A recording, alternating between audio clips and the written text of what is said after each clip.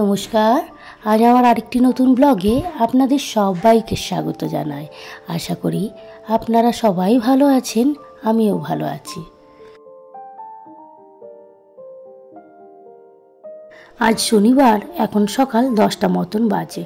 আমরা এখন বেরিয়ে পড়েছি কোটিলিঙ্গেশ্বর মন্দিরের উদ্দেশ্যে। এটা হচ্ছে কোলার ডিস্ট্রিক্টে পড়ে, আর আমরা যাব আজকে ট্রেনে করে। তাই এই যে অটো করেই প্রথমে আমরা চলে যাচ্ছি কেয়ারপুরাম রেলওয়ে স্টেশন। এই যে কেয়ারপুরামের হ্যাঙ্গিং ব্রিজটা দেখতে পাচ্ছেন, এটা হুবাহু আমাদের ওখানে কলকাতার বিদ্যাসাগর সেতুর মতন দেখতে, তাই না বলুন? আজকের ওয়েদারটা জানেন ভীষণই মেঘলা করে আছে। বেড়াতে যাওয়ার জন্য তো উপযুক্ত ওয়েদার, আবার যদি বৃষ্টি পড়ে সমস্ত প্ল্যান ভেস্তে যাবে। এই যে আপনাদের সঙ্গে কথা বলতে বলতে চলে এসেছি কৃষ্ণরাজপুরম রেলওয়ে স্টেশন। একবারটি আপনাদেরও ঘুরিয়ে দেখিয়ে দিই। এই স্টেশনটা জানেন আমাদের বাড়ির থেকে ওই 2.5 থেকে 3 কিলোমিটার মতন দূরে আছে। আর এই যে দেখুন, আজকে শনিবার বলে খুব একটা তেমন ভিড় দেখতে পাচ্ছি না, মোটামুটি আছে আর কি। আজ তো উইকেন্ড, সবাই যে যার বাড়ি যায়। আমরা এখান থেকে যাব বাঙ্গারপেট, তার জন্য পার হেড 20 টাকা করে টিকিট নিচ্ছে। আর এখানে জানেন কিছুক্ষণ পরপরই দেখছি ট্রেন আছে, আর এটা বেশি স্টপেজ দিচ্ছে না। কেয়ারপুরামের থেকে হোয়াইটফিল্ড, মাল্লুর, তারপরে বাঙ্গারপেট, প্রায় ওই 50 মিনিট মতন লাগবে আর কি। আমরা যখন বাড়ি যাই বা বাড়ির থেকে ফিরি, এই বাঙ্গারপেটে ট্রেনগুলো দাঁড়ায়। তাই আজকে মনে মনে হচ্ছে যেন আমরা বাড়ি যাচ্ছি, সেই ফিলিংসটা মনের মধ্যে চলে আসছে।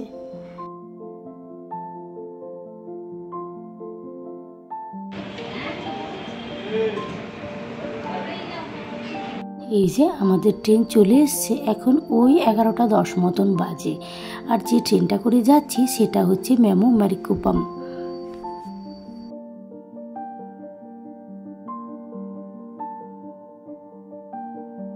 এই যে এরাও মনের মতন জায়গা খুঁজে বসে গিয়েছে। পুরো ট্রেনটাই জানেন ফাঁকা। আমিও এসে বসে গেলাম, দিয়ে একটা ভিডিও নিয়ে নিচ্ছে আমাদের। এই যে দেখুন আমাদের ট্রেন ছেড়ে দিয়েছে।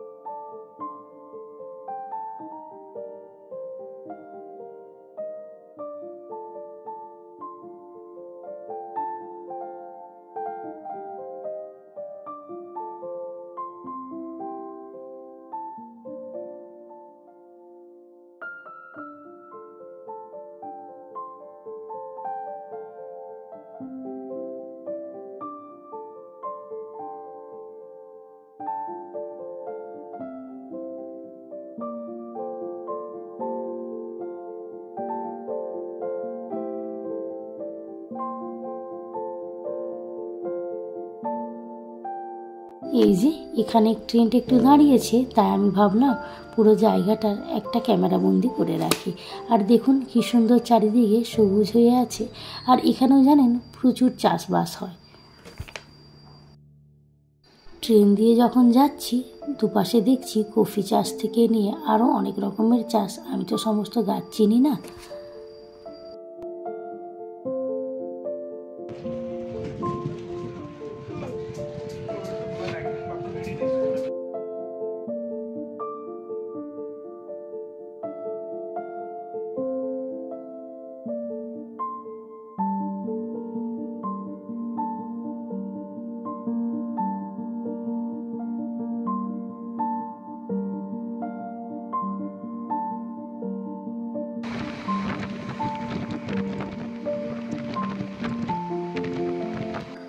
এই যে আমরা পৌঁছে গিয়েছি বাঙ্গারপেট স্টেশনটা। এই যে দেখুন চারিদিকে মানুষজন আছে, তবে খুব একটা ভিড় দেখতে পাচ্ছি না।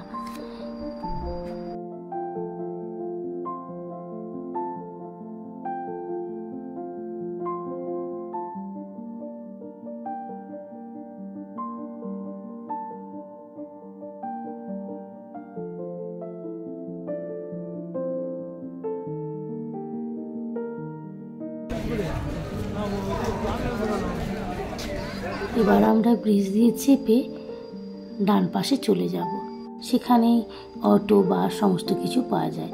এই যে বাস স্ট্যান্ডের কাছে চলে এসেছি, আর এখানে দেখুন রাস্তায় একটা আন্টি পেয়ারা বিক্রি করছে, বেশ বড় বড় দেখতে। সেখান থেকে কটা পেয়ারা কিনে নিয়েছি। এবার আমরা যাচ্ছি বাস স্ট্যান্ডের কাছে। অটোও যায় জানেন, আর বাসও যায়। তো ফাঁকা একটা বাস দেখে আমরা বাসেই বসে গেলাম। আর এই যে বাসে বসে আমি পেয়ারাটা খেয়ে নিচ্ছি। পেয়ারাটা ভীষণই মিষ্টি, খুব ভালো দিয়েছে, ঠকায়নি আন্টিটা আমাদের। বাসে জানেন এখানে পার হেড 20 টাকা করে নিচ্ছে। এখানে আবার অটোও যায় শেয়ারিং করে, সেটা মনে হয় 30-40 টাকা মতো নিয়ে থাকে। তবে আমরা বাসেই উঠে পড়লাম। আর এই যে দেখুন বাসটা ছেড়েও দিয়েছে, আর সুন্দর এই রাস্তাটা উপভোগ করতে করতে যাচ্ছি। চারিদিকে সবুজে ঘেরা, আর একটা সুন্দর ওয়েদারের মধ্যে দিয়ে যাচ্ছি, ভীষণই ভালো লাগছে। আর জানেন জার্নিটা না একদমই বুঝতে পারলাম না, এই মেঘলা ওয়েদার আর এই সুন্দর দৃশ্য দেখে কিভাবে যে এতটা রাস্তা পেরিয়ে এলাম বোঝাই গেল না। আর এই যে রাস্তাটা পেরোচ্ছি, এটা হচ্ছে কোলারের গোল্ডফিল্ড। যে সিনেমাটা হয়েছিল না কেজিএফ, এখানেই শুটিংটা হয়েছিল। আর দেখুন এই কোলারেরই একটা মার্কেট, এটা অনেকটা লম্বা রাস্তা জুড়ে দেখছি বসে আছে। মার্কেটটা দেখলাম অনেকটা বড়, তবে পুরো ভিডিওটা আমি দিইনি, কিছুটাই আমি দিলাম আর কি।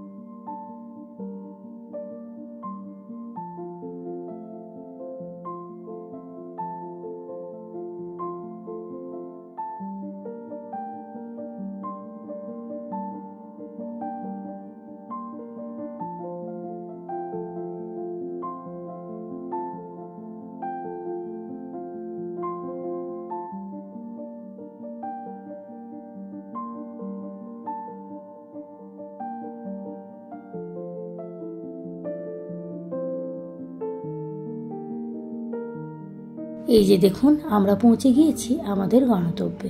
গেটটা তো দেখতেই পারছেন। আর জানেন জাস্ট আমরা বাসের থেকে নেমেছি আর বৃষ্টিটাও আরম্ভ হয়েছে, তবে ওই ঝিমঝিম করেই পড়ছে।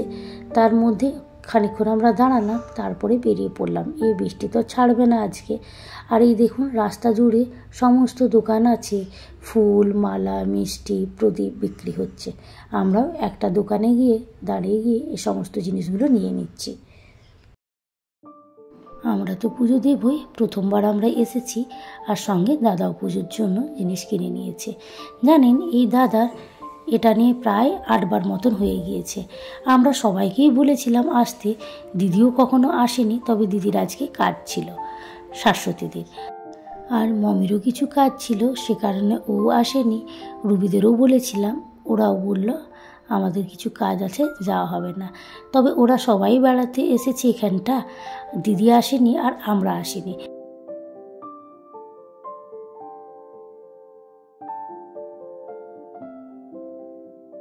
এই যে এখানে আমরা জুতোগুলোকে জমা দিয়ে দিলাম, দিয়ে সামনেই মন্দিরটা।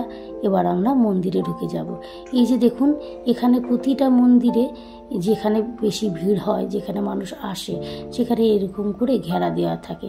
তাতে কি হয়, লম্বা লাইনটা মেনটেন করা হয়ে থাকে। তো এরকম জানেন তিরুপতিতেও আছে। এই কোটিলিঙ্গেশ্বর মন্দিরটি কোলার জেলার একটি ছোট্ট কমসান্দ্রা গ্রামে অবস্থিত। এটা জানেন এশিয়া মহাদেশের বৃহত্তম এবং উচ্চতম শিবলিঙ্গের কারণে মন্দিরটি অত্যন্ত বিখ্যাত। প্রতি বছরই এখানে প্রায় 2 লক্ষেরও বেশি ভক্তরা এখানে আসেন। এই মন্দিরটি জানেন অনেকটা জায়গা জুড়ে অবস্থিত, আর যেদিকেই আপনি তাকাবেন সেদিকেই আপনি কত যে লিঙ্গ দেখতে পাবেন। কোটিটা লিঙ্গ বলে এখানে, কিন্তু কোটিরও নাকি বেশি এখানে অবস্থিত আছে শিবলিঙ্গ।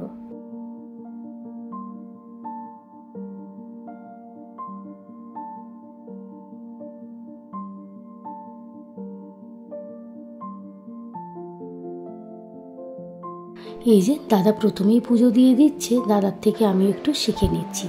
দাদাকে বললাম প্রথমে তুমি পুজোটা দাও, আমি ভিডিওটা নিচ্ছি, তারপরে আমি যখন পুজোটা দেব তখন তুমি ভিডিওটা নেবে।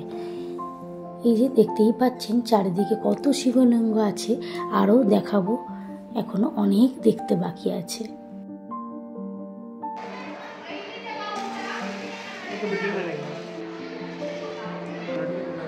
এটা ফটো নেব।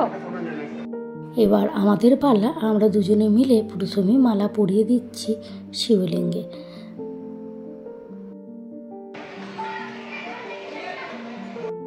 এখানে এত শিবলিঙ্গ থাকার কারণে কোনো তাড়া নেই, আমরাও বেশ শান্তিভাবে পুজোটা দিলাম আর কি। আর ভালোভাবে আমাদের পুজো দেওয়াও হলো, সঙ্গে ভিডিওটাও ভালোভাবে নেওয়া হলো।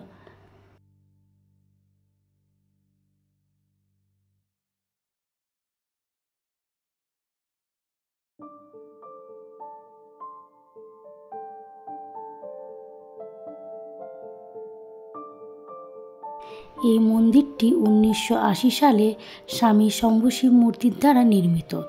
এটা 1980 সালে প্রথম শিবলিঙ্গ স্থাপিত করা হয়। তারপরে এখন তো অনেক শিবলিঙ্গ রয়েছে, আর এখানে একটা সবথেকে লম্বা শিবমূর্তি রয়েছে যার উচ্চতা 33 মিটার, আর একটা বড় নন্দীও রয়েছে যার উচ্চতা 11 মিটার।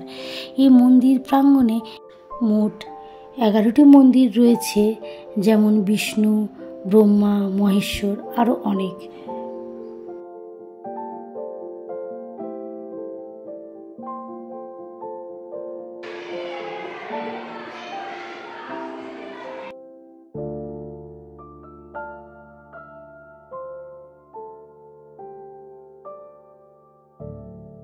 আমাদের পুজো দেওয়া এবার হয়ে গিয়েছে, এবার চলুন পুরো মন্দিরটা আপনাদের ঘুরে দেখায়।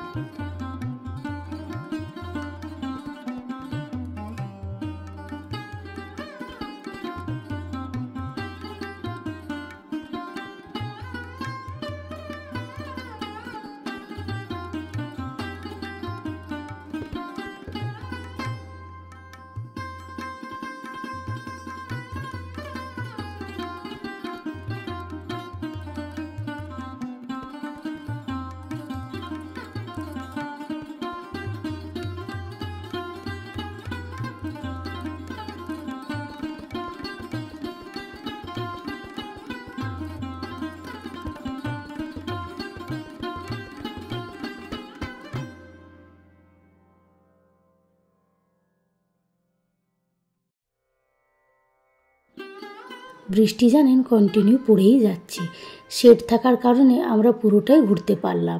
যদি না শেডটা থাকতো তাহলে আমাদের এতটা দূর কষ্ট করে আসাটাই বৃথা হয়ে যেত। আর এই যে দেখতে পাচ্ছেন চারিদিকে কিরম শিবলিঙ্গ, যেদিকেই তাকাবেন পুরো জায়গা জুড়ে শিবলিঙ্গ ভর্তি।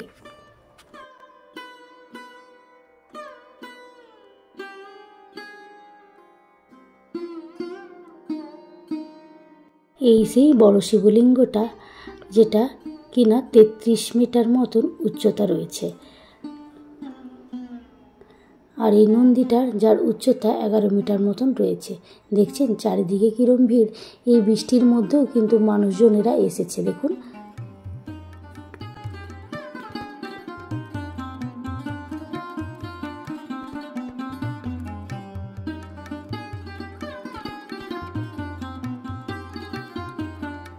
এই যে এদের দুজনের আমি ফটো নিয়ে নিচ্ছি, সঙ্গে কিছুটা ভিডিও নিয়ে নিয়েছি আর কি।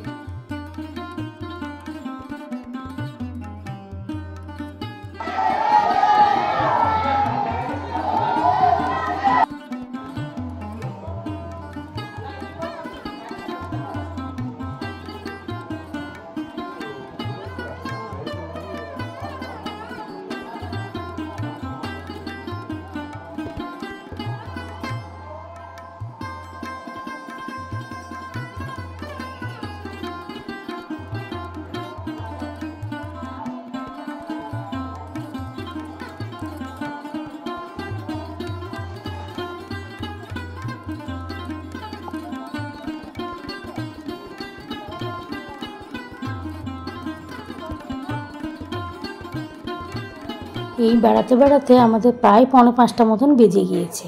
এই যে দেখুন মন্দিরটা শেষ হয়ে এবার বেরিয়েই দেখছি এইরকম জিনিসপত্র বিক্রি হচ্ছে।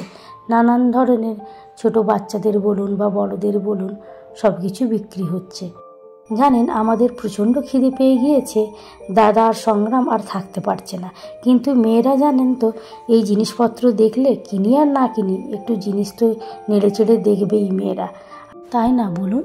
আর এই যে এখান থেকে কিছু ভাজা মুগ, ছোলা ভাজা, বাদাম ভাজা নিয়ে নিয়েছি। এবার এই যে হোটেলে চলে এসেছি, এটা মন্দির প্রাঙ্গণের মধ্যেই রয়েছে।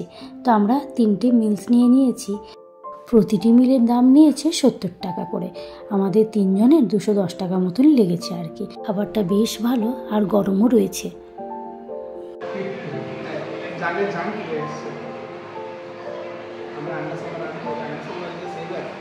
দাদা তাই গল্প করছে, যা খিদেটা আমাদের পেয়েছিল খেয়ে যেন মনে হলো জীবনটা ফিরে এলো।